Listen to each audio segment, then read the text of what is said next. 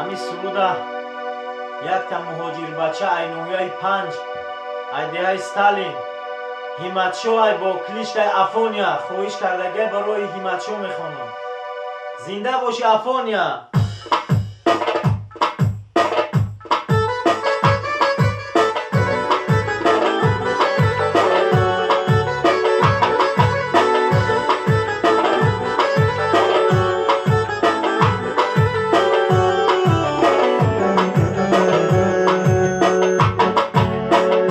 با همان چشم سیاحت دل من بنده و بنده چو همان رشته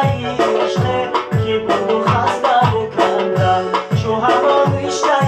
عشقه چو بود و خسته و خنده تو مکن از من جدایی مگو حرفای جدایی تو مکن از من جدایی مگو حرفای جدایی که تو به من چی سازی دل من بنده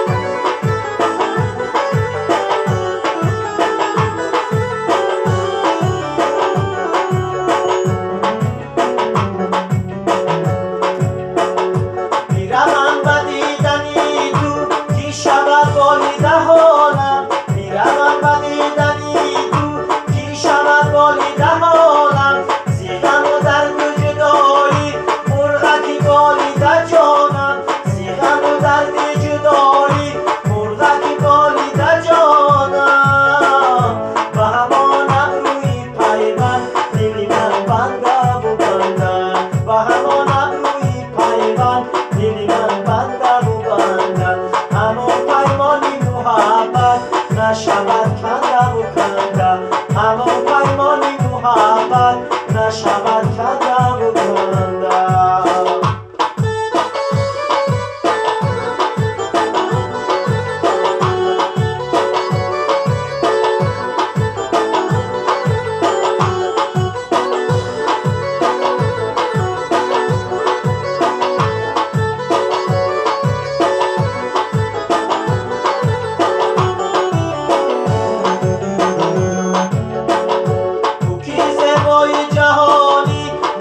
شیدای نگاهت تو کی زیبای جهانی منم شیدای نگاهت میکنی نازک رشمت میشوم زار و عدایت میکنی نازک رشمت میشوم زار و عدایت و دید و دیده ای پاکت میشوم بنده و بنده و دید و